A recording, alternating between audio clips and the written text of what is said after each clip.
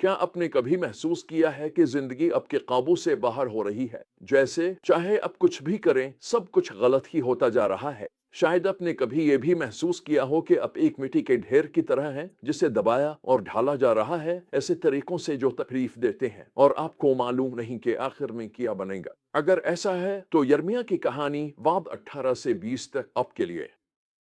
ये एक ताकतवर याद दहानी है कि खुदा खुदा कुम्हार है और हम मिट्टी है। वो हमें शक्ल दे रहा है जब ये अमल तकलीफ दे महसूस होता है। लेकिन यहाँ एक अहम हकीकत है। खुदा का मकसद हमारी जिंदगियों में यह है कि वो हमें कुछ खूबसूरत बनाने के लिए ढाले, चाहे इस अमल में आग और मुश्किलात भी शामिल हों।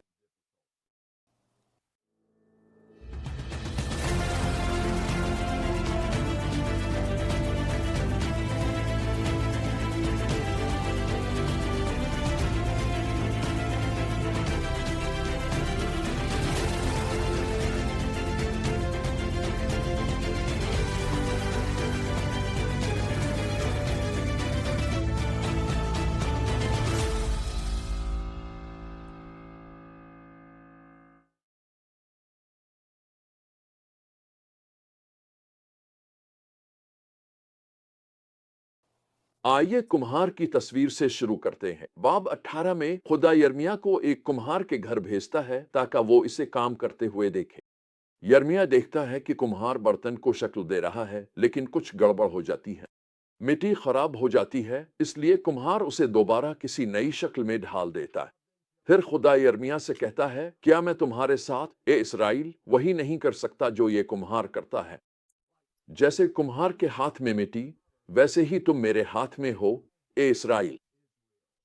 यिर्मयाह खत्म 18:6। ये खुदा की हाकमियत की एक ताकतवर तस्वीर है। वो खालिक है और हम उसकी मखलूक हैं। इसे ये हक हासिल है कि वो हमें अपनी मर्जी के मुताबिक ढाले। लेकिन बात यह है, खुदा हमें यूं ही बेतरतीब नहीं ढालता। इसके पास एक मकसद है। वो हमें ऐसे बर्तनों में ढाल रहा है जो उसकी शान बढ़ाएं। लेकिन जब मिट्टी मुजाहमत करती है तो क्या होता है? बिल्कुल यही हम बाब 18 के बाकी हिस्से में देखते हैं। खुदा को खबरदार करता है कि उनके गुनाहों की वजह से तबाही आने वाली है, लेकिन वो उम्मीद भी देता है, अगर वो तौबा करें तो वो बाज आ जाएगा और तबाही नहीं लाएगा। लेकिन खुदा के लोगों का जवाब दिल तोड़ देने वाला है। उसका कोई फायदा नहीं, हम अपने ही मंसूबों पर चलते रहेंगे। हम सब अपने बुरे दिलों की जिद पर चलेंगे। यिर्मयाह 18:12। वो कुम्हार के हाथों ढलने से इनकार करते हैं। वो अपनी राह चुनते हैं और ये रास्ता तबाही की तरफ ले जाता है। बाब 19 में खुदा यिर्मयाह को एक जीती जागती मिसाल देता है। वो इससे कहता है कि एक मिट्टी का बर्तन खरीदे, इसे वादी बिन हुनविम में ले जाए और बुजुर्गों और काहिनों के सामने इसे तोड़ दे। ये बर्तन खुदा की नुमाइंदगी करता है और उसका टूटना आने वाले फैसले की अलामत है। खुदा फरमाता है, मैं इस कौम और इस शहर को तोड़ दूंगा। जैसे कुम्हार का बर्तन टूट जाता है और दोबारा नहीं जड़ सकता। यिर्मयाह 19:11। ये एक सख्त इंतबाह है। खुदा की बगावत उनकी तबाही का सबब बनेगी। लेकिन इस सख्त पैगाम में भी उम्मीद की एक किरण है। खुदा का फैसला कहानी का इख्तिताम नहीं है। वो अब भी कुम्हार है और अगर उसकी कौम उसकी तरफ वापस आ जाए तो वो उन्हें दोबारा ढाल सकता है। अब आइए यिर्मयाह के ज़ाती तजुर्बे के बारे में बाब 20 में बात करते हैं।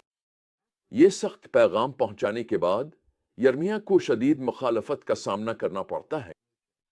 उशहोर, जो एक मजहबी रहनुमा है, यिर्मयाह को मरवाता है और उसे कैद में डाल देता है। जरा तसव्वुर करें, खुदा का नबी उन्हीं लोगों के हाथों मारा और जलील किया जा रहा है जिन्हें वो बचाने की कोशिश कर रहा है। यिर्मयाह आजमाइश में है और ये बहुत तकलीफ दे है।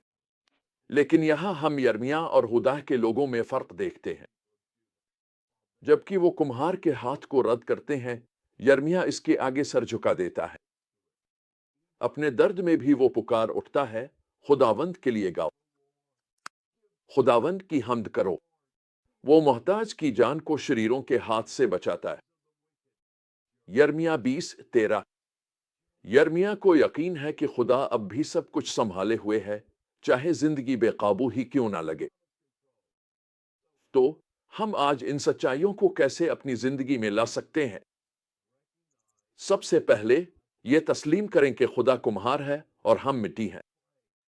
वो हमें ढाल रहा है और कभी कभी इस अमल में आग और मुश्किलात भी आती हैं, लेकिन हम इस पर भरोसा कर सकते हैं कि इसका एक मकसद है। वो हमें ऐसे बर्तन बना रहा है जो उसकी शान बढ़ाएं। दूसरा, हमें अपने दिलों का जायजा लेना चाहिए। क्या हम भी हुदा के लोगों की तरह कुम्हार के हाथ को रद्द कर रहे हैं, ना हम यर्मिया की तरह अपनी जिंदगी में उसके काम के आगे सर झुका रहे हैं? जब हम आजमाइशों का सामना करते हैं तो हम ये इंतखाब कर सकते हैं कि खुदा पर भरोसा करें कि वो सब कुछ संभाले हुए है, चाहे हमें तकलीफ हो। आखिर में हमें याद रखना चाहिए कि खुदा का इंसाफ कहानी का इख्तिताम नहीं है। इंसाफ के बीच में भी उम्मीद मौजूद है। अगर हम उसकी तरफ लूट आएं तो वो हमें दोबारा एक खूबसूरत शक्ल दे सकता है। यही बेदारी है। शायद इसीलिए हमारी जिंदगियों में अक्सर अहिया इसी वक्त आता है जब हम महसूस करते हैं कि हम आग में हैं।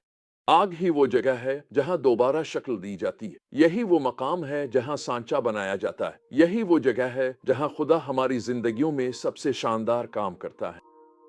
यर्मिया की कहानी हमें ये चैलेंज देती है कि हम मुश्किल हालात में भी वफादार रहें।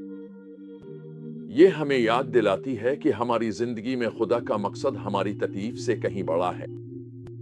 इसलिए अब कुम्हार पर भरोसा कर सकते हैं। इसे इजाजत दे कि वो आपको दोबारा शक्ल दे, चाहे ये अमल मुश्किल ही क्यों ना हो। और याद रखो कि आखिरकार वो तुम्हें बनाएगा और मुझे ऐसे बर्तन बनाएगा जो उसकी तारीफ का बाइस बनेंगे।